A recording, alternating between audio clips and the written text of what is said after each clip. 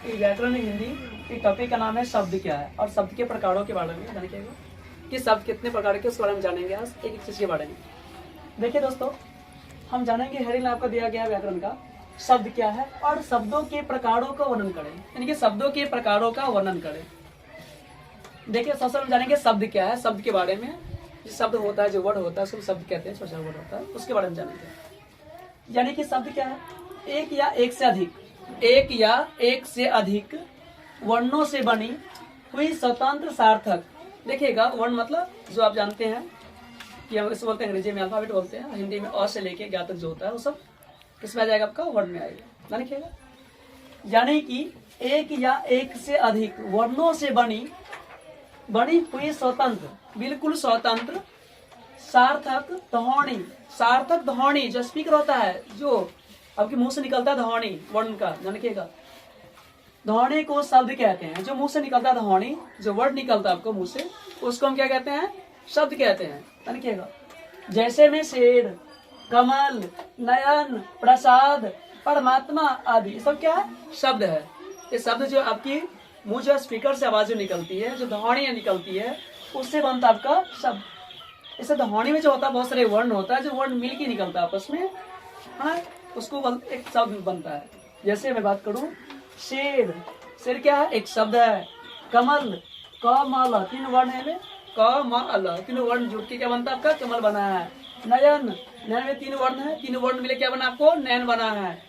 प्रसाद में भी देख लीजिए, वर्ण आकार की मात्रा लेकर क्या बना है, एक शब्द बना है। परमात्मा देख लीजिए, परमात्मा में माँ का आकार है तथा संयुक्त है माँ है, ये सब मिलके एक वर्ण एक शब्द बना है, दो सारे वर्ण मिलकर ये क्या हो जाएगा आपका परमात्मा। इसको हम क्या कहते हैं दोस्तों, इस सबका शब्द हो गया। डॉट के लिए आप जानेंगे अगला पॉइंट कि व्युत्पत्ति या बनावट। व्युत्पत्ति या बनावट के आधार पे शब्द के मुख्य तीन भेद आपसे पूछेंगे, एग्जाम में आ सकता है क्रिएटिव क्वेश्चन, ध्यान रखिएगा कि व्युत्पत्ति या बनावट के आधार पे, व्युत्पत्ति या बनावट के आधार पे शब्द के कितने भेद होते हैं। तो शब्द के मुख्य तीन भेद होते हैं, किस पे, तो बनावट के आधार पे। आइए, पहला हो जाएगा आपका रूढ़ शब्द। पहला क्या हो जाएगा, रूढ़ शब्द। दूसरा आपका हो जाएगा यौगिक, तीसरा योग रूढ़। ध्यान रखेंगे, ये तीनों के बारे में जानेंगे कि रूढ़ क्या है, यौगिक क्या है और योग रूढ़ शब्द क्या है। ये तीनों शब्द के बारे में जानेंगे, क्योंकि तीनों शब्द जो है व्युत्पत्ति या बनावट के आधार पे है, व्युत्पत्ति या बनावट के आधार पे है। ध्यान रखिएगा, हम जानेंगे सबसे पहले रूढ़ के बारे में। रूढ़ क्या है, जो शब्द, ध्यान रखेंगे, जो शब्द किन्हीं अन्य शब्दों के, जो शब्द क्या है, देख लीजिए दोस्तों, जो शब्द देख लीजिए क्या दिया गया है, जो शब्द किन्हीं अन्य शब्दों के योग से, किन्हीं अन्य शब्द या बहुत सारे अन्य शब्द के योग से, मतलब जुड़ने से बनता, ध्यान रखिएगा, जो शब्द किन्हीं अन्य शब्दों के योग से न बने हो, जो अन्य शब्द के योग से न बने हो और किसी विशेष अर्थ को प्रकट करते हो, किसी विशेष अर्थ को प्रकट करे, कोई नया अर्थ को प्रकट करे। ध्यान रखिएगा, जिनके टुकड़े का कोई अर्थ नहीं होता, जो विशेष रूप से प्रकट करता है उसके टुकड़े का कोई अर्थ नहीं होगा, अन्यथा उसको हम टुकड़े नहीं कर सकते हैं, और टुकड़ा करने के बाद भी उस शब्द का कोई अर्थ ही नहीं होगा। ध्यान रखिएगा, वे शब्द जिनका कोई अर्थ ना हो, वे शब्द रूढ़ शब्द कहलाता है। क्या कहलाता है, तो रूढ़ शब्द कहलाता है। देख लीजिए फिर से, जो शब्द किन्हीं अन्य शब्दों के योग से, जो शब्द किन्हीं अन्य शब्दों के योग से न बने हो और किसी विशेष अर्थ को प्रकट, किसी विशेष अर्थ के प्रकट करते हो, तथा जिनके टुकड़े का कोई अर्थ ना, कोई अर्थ नहीं होता, जिनके टुकड़े का कोई अर्थ नहीं होगा, रिलेटिव में उसका कोई मूल अर्थ नहीं होता है, ध्यान रखिएगा, वे शब्द रूढ़ शब्द कहलाते हैं। पढ़, घड़ अन्य शब्दों के योग से न बने हो और किसी विशेष अर्थ को प्रकट करते हो, तथा जिनके टुकड़े का कोई अर्थ नहीं होता है, जिनके टुकड़े का कोई अर्थ नहीं होता है, ध्यान रखिएगा, वे शब्द रूढ़ शब्द कहलाता है। जैसे कल, कल एक शब्द है, इसका मूल अर्थ है कल, ये क्या सार्थक है, लेकिन बट इसी को हम क्या करेंगे, क को अलग करेंगे, लो का अलग, तो क का अर्थ होगा नहीं होगा, न का कोई अर्थ होगा, या क्या आ जाएगा, ये क्या होगा, ऐसे कोई अर्थ निकला नहीं, हो नहीं सकता कभी। लेकिन इसी में देख लीजिएगा, ये क्या है, कल है, तो कल है रियल की शब्द है। पढ़, घड़, ये क्या आपका, घड़, वर्ण आदि। ये सब जो है कल आपका क्या हो गया, रूट शब्द। इसे खंड टुकड़ा करेंगे तो कोई अर्थ नहीं होगा। ठीक है, आप जानेंगे अगला पॉइंट हम लोग यौगिक के बारे में कि यौगिक शब्द क्या होता है। देख लीजिए यौगिक शब्द क्या होता है, जो शब्द कई सार्थक शब्दों के मेल से, जो शब्द कई सार्थक शब्दों के मेल से बने हो वे शब्द यौगिक शब्द कहलाता है। वो क्या कहलाता है, यौगिक शब्द कहलाता है। देखिए जैसे में राजपुरुष, राजपुरुष क्या है, एक यौगिक शब्द है। देखिएगा राजपुरुष जो है एक यौगिक शब्द है, क्योंकि यौगिक का मतलब से खंड टुकड़े करेंगे तो सर खंड जो टुकड़ा होगा उसका भी कोई न कोई अर्थ निकलेगा, जो अर्थ उसका सार्थक होगा, उसे क्या बोलते हैं, यौगिक शब्द कहते हैं।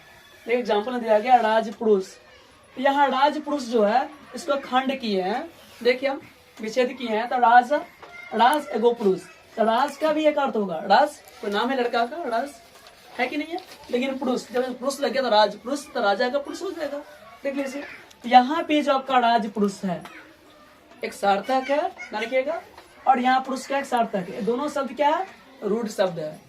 ये भी क्या है, राज रूढ़ और पुरुष भी रूढ़, तो दोनों आपस में जुड़ के संयोग करके, आपस में संयोग करके क्या बना है, राज पुरुष। ये एक यौगिक शब्द का निर्माण हो गया यहाँ पे, राज पुरुष। डॉट के लिए अब बात करें अगला पॉइंट का, कमा हिमालय, हिमालय है ना, तो हिमालय हिम जोड़ा ले, हिमालय, हिम भी एक रूढ़ शब्द है, आले भी एक रूढ़ शब्द है। ये दोनों जब जुटेगा आपस में अभिक्रिया करके क्या बनेगा, हिमालय। तो जब दोनों जुटता है आपस में तो क्या बनता है, हिमालय। दोनों को जोड़ने से हिम को और आले को दोनों को योग करने से क्या बनेगा, हिमालय। तो हिमालय कौन शब्द बन जाएगा दोस्तों, हिमालय जो यहाँ पे बन जाएगा आपका यौगिक शब्द। Dot clear. और हिम को हम अलग करते हैं, आले को अलग करते हैं, तो हिम आपका एक रूढ़ शब्द है और क्या आले आपका क्या है, रूढ़ शब्द है। तो दोनों आपस में जुड़ के क्या बनेगा, योग करने पे हिमालय, तो हिमालय आपका योग क्या जाएगा, एक यौगिक शब्द हो जाएगा। Dot clear. आगे चले हम बात करते अगला पॉइंट का, योग रूढ़ शब्द का। देख लीजिए वे शब्द जो यौगिक तो है और ये उसको योग मानते हैं, बट किंतु सामान्य अर्थ को न प्रकट कर, वो सामान्य अर्थ नहीं प्रकट करता है, किसी विशेष अर्थ को प्रकट करते हैं, तो वे शब्द क्या कहलाता है, योग रूढ़ शब्द कहलाता है। तो क्या कहलाएगा, योग रूढ़ शब्द कहलाता है।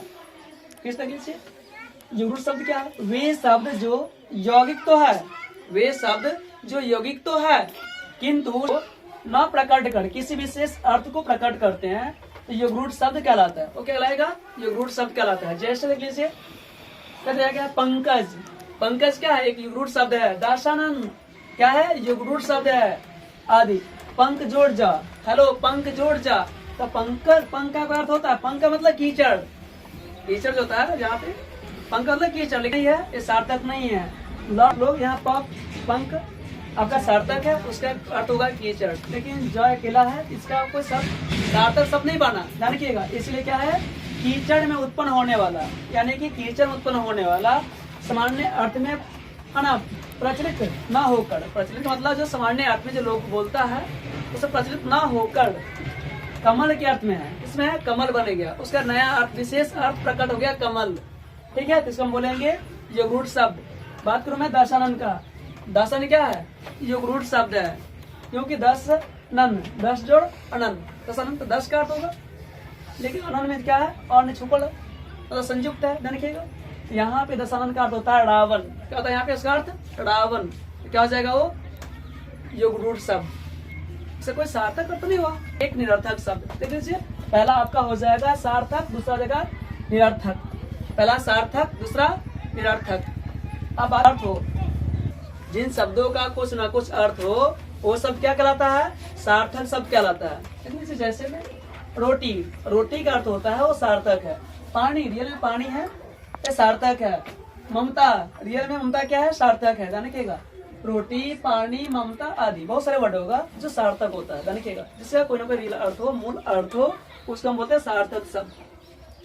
आप देखिए अगला नेक्स्ट है निरर्थक। हम जानेंगे निरर्थक शब्द क्या होता है, जिन शब्दों का कोई अर्थ नहीं होता है, जिन शब्दों का कोई ना कोई अर्थ नहीं होता है, जिन शब्दों का कोई अर्थ रियल में नहीं होता है, वो शब्द क्या कहलाता है, निरर्थक शब्द कहलाता है, देखिएगा। जैसे यानी कि रोटी, रोटी क्या है? रोटी एक रियल में क्या है? सार्थक शब्द है, बट रोटी का उल्टा वीटी ओटी, ओटी का अर्थ तो नहीं हो रहा है। रोटी वर्ड जो था ये वाला आपका सार्थक था, लेकिन देखिए यहाँ पे ये जो ओटी बना इसका ये क्या है? निरर्थक है। ओटी का कोई अर्थ नहीं होगा। यहाँ पानी सार्थक, लेकिन वाणी, पानी का उल्टा वाणी होगा? कभी नहीं होगा।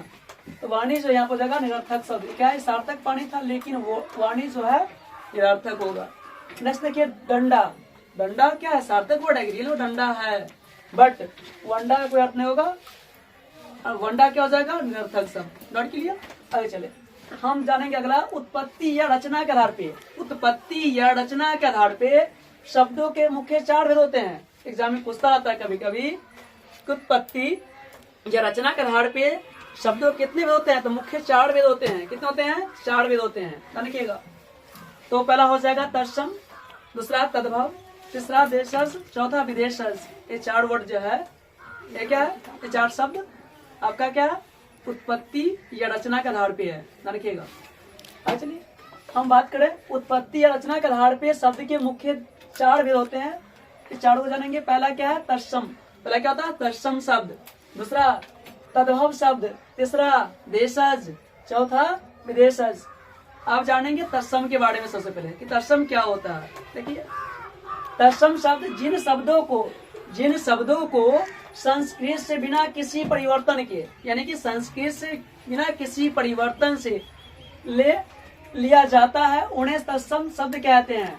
जो संस्कृत से बिना परिवर्तन को डायरेक्ट आ जाएगा हिंदी में, उसको हम क्या बोलेंगे? तत्सम शब्द कहते हैं। देखिएगा, जैसे अग्नि, अग्नि क्या संस्कृत वर्ड है ना?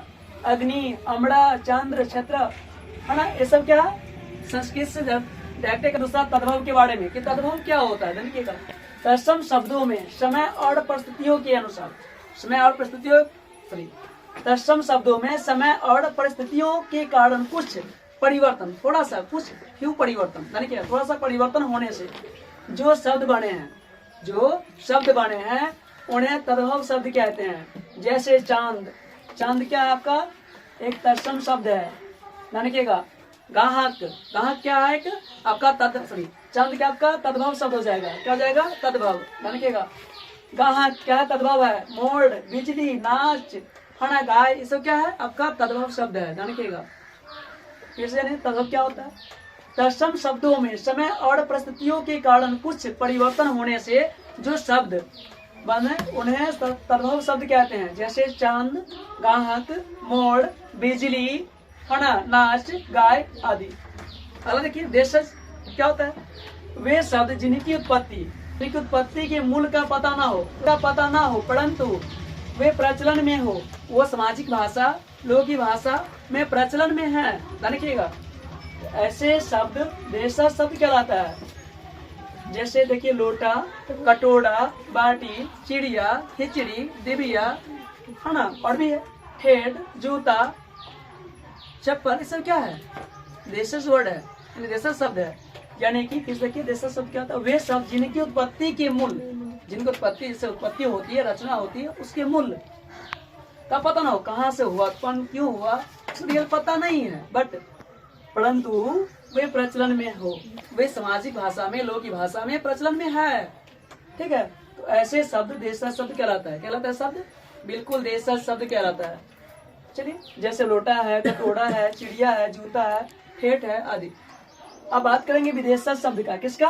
विदेशज शब्द का। देखिए, ऐसे शब्द जो अपने क्षेत्र से बाहर, यानी कि अपने देश से बाहर से, देखिएगा, की भाषा से आकर हिंदी में शामिल हुए हो, बाहरी भाषा से आके अमेरिका, कनाडा, जापान, श्रीलंका, है ना, अदर कंट्री से, यानी कि अदर देश से आ गया है। देखिएगा, आके अपनी भारत में हिंदी भाषा में शामिल हो गया है, उसे हम क्या बोलेंगे? विदेशज शब्द कहते हैं। उसको क्या बोलेंगे? उसको विदेशज शब्द कहते हैं, यानी कि विदेशी भाषा कहते हैं। देखिएगा, और देखिए विदेशज शब्द कहलाता है। जैसे में चाय, चाय क्या विदेशी भाषा है ना? औरत, कानून, स्कूल, कॉलेज, कॉफी, टीचर, ये सब क्या है? देशज है। देखिएगा, प्लीज वीडियो अच्छा लाइक, सब्सक्राइब और शेयर करें।